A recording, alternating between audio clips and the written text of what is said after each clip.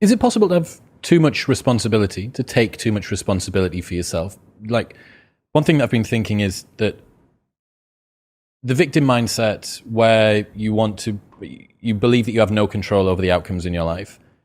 I wonder whether there's an opposite, where you believe that you have an infinite amount of control over them and you lose faith in your innate ability to just carry you through.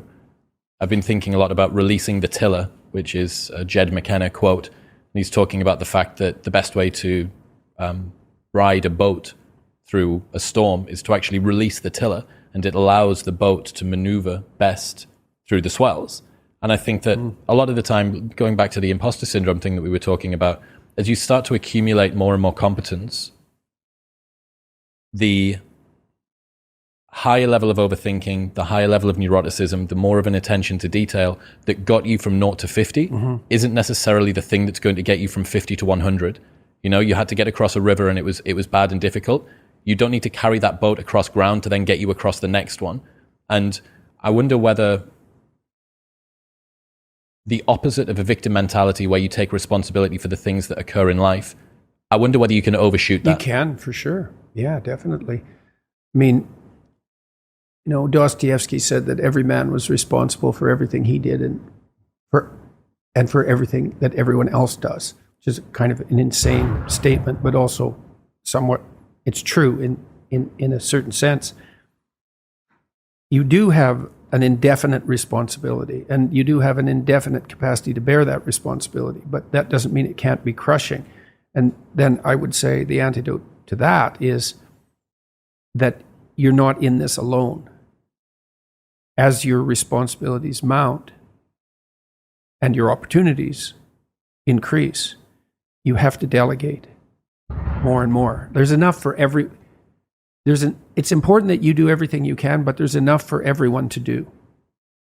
And so you might say, well, the heroic path is one that leads to universal redemption, and that's true. And you might say, well, that's all on you. It's like, it is in a sense, but then the problem that you just described comes up. Shouldering too much burden. Well, it can crush you. It can be unsustainable, right? You can torture yourself for not doing it well enough. And it is up to you, but it's not up to you alone. It's not up to you alone. So you delegate and you help build people around you so that they're all working in the same direction. It's an effort multiplier in any case, and you make sure that they get credit. They get credit. Isn't exact credit's good enough. It's not exactly right. The rewards are in accordance with their efforts, and you can distribute that. You know, because there's also a narcissism that can come along with that, which is, well, it's all up to me. And even if you're working in a very competent manner, it can seem that way, but there's plenty of work to go around, and there's plenty of credit where credit is due. And so what you do as you attain more responsibility and opportunity is you delegate more of that, and you do that continually. I mean, one of the roles of a good manager is to make him or herself irrelevant. Obsolete, yeah. Yeah, right. So if you're not a good manager, if your company would collapse if you disappeared, that should all be delegated out. And it's not because you're abdicating responsibility, because also what happens is that if you can routinize something and parse it off to someone else, say, here's a little kingdom for you, and it doesn't have to be little, and it's something that can grow, but here's a kingdom for you, well, then you can go off and do the next thing you need to do, which is extremely important. You know, and you might think there's a kingdom and then it's broken into little kingdoms. And so the farther you are down the hierarchy, the smaller the kingdom you get. But that's only true if you think the world's a zero-sum game, because you could also think of it as a place with an indefinite number of the largest kingdoms possible. And I think, why do we think this is exhaustible in some sense, what we're doing? It doesn't look exhaustible. You know, that's the limits to growth mentality. It's like, economists don't believe in that, because they think, well, no, we can just get more efficient, which we certainly are. We're way more efficient than we once were. And those gains in efficiency, when they're not being interfered with, are increasing at more than an arithmetic rate. Why do you think people have a tendency toward that zero-sum mentality? When I find myself thinking that, it's one of the first things that I check myself on. That is cancer. Yeah, well, I mean, there are elements of life that have a zero-sum element. I mean, if you're competing with another man, for example, to marry a particular woman, that's a zero-sum game if you only think of the game as including you two and that woman. So you can set up circumstances that are zero-sum, but and then port them across into situations which aren't. Yeah, well then, but to take that metaphor of zero-sum game, where there has to be winners and losers because there's a finite number of resources, is to assume that the rules of that game are the rules that govern the set of all games. And that's just not true. Games are infinitely multipliable. I mean, you can invent a new game. People do that all the time. The man who invented Catan, which is a game I really like to play, it's a very popular board game. That didn't exist until he invented it. Now, thousands and thousands of people play it, and he made a fortune from it. It's like that game never existed.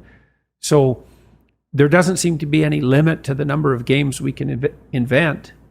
And it's a complicated problem because we are on a single planet, and some resources are more zero-sum than others, but we haven't really run into any actual zero-sum limits in terms of our, the probability of us living an abundant life on the planet. We've stewarded some resources very stupidly. We've done a very bad job of managing oceanic production, for example. Although fish farms have alleviated that on the production side to some degree, but it's a tragedy of the commons that we could address and should address, as far as I'm concerned. One of the good things the Trudeau government has done, I think, to give the devil his due, let's say, is to put a lot of the coast of Canada into marine protected areas, and that's smart. We have to be smart about our resources, but that doesn't mean they're zero-sum, and certainly doesn't mean the world is a zero-sum game. And that's a Malthusian idea, that population will grow till it consumes all available resources and precipitously collapse. And then why do we think apocalyptically? It's, well, because things do come to sudden ends. People die, people get fatal illnesses, like the world you so carefully constructed can be blown apart at any moment by a random occurrence, genetic mutation that causes the cancer that kills you. Life has a fundamentally apocalyptic aspect. And we do understand that because we're self-conscious, and then it's very difficult not to apply that kind of apocalyptic reasoning to things as such.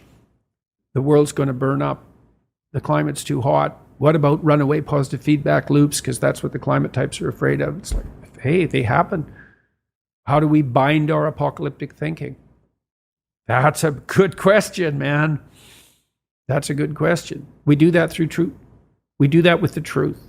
That's how we do it. Through dialogue, through investigation, through exploration, through discipline, all of that. The logos is the antidote to the apocalypse. Of course, that's central Christian dogma, isn't it? That the logos is the antidote to the apocalypse. Fancy that. And so what does that mean? Well, love and truth is the antidote to the apocalypse. Not the planet has too many people on it. What's happening, people? If you enjoyed that, then press here for the full, unedited episode. And don't forget to subscribe. Peace.